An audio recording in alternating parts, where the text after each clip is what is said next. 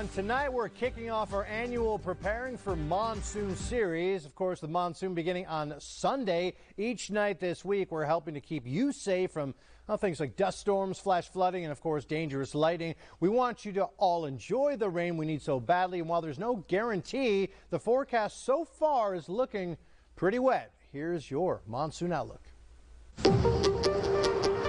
If Mother Nature has taught us anything in the past few years, it's to prepare for the unexpected. Much of what we're learning from climate change is that these extremes can and will become more common. Like it or not, intense June heat is required to get the monsoon underway. Here's how our monsoon gets going. Long before we see our daily rounds of thunderstorms in southern Arizona, storms have been long firing up along the Sierra Madre Mountains of Mexico. This is where our monsoon is born.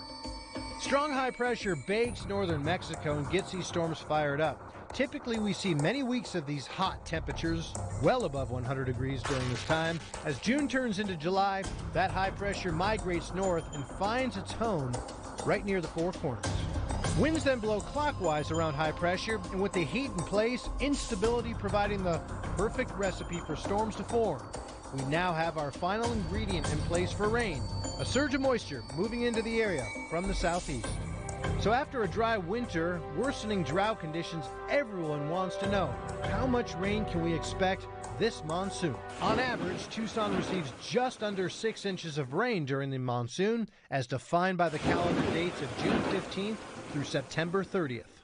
We're coming off one of our driest winter and spring months on record. History goes back to 1895 here for the city of Tucson, but it's this exact lack of winter and spring rain that actually may increase our monsoon rain totals. History shows that 6 of the 15 wettest monsoons came directly after some of the driest winters, and about 60% of the time, a dry winter is followed by a wetter than normal monsoon. And the Climate Prediction Center agrees that a wetter than average monsoon is headed our way. Now that cooler Pacific waters known as La Nina have moved on out, ocean temperatures have returned to average, meaning we are no longer in an El Nino or La Nina pattern.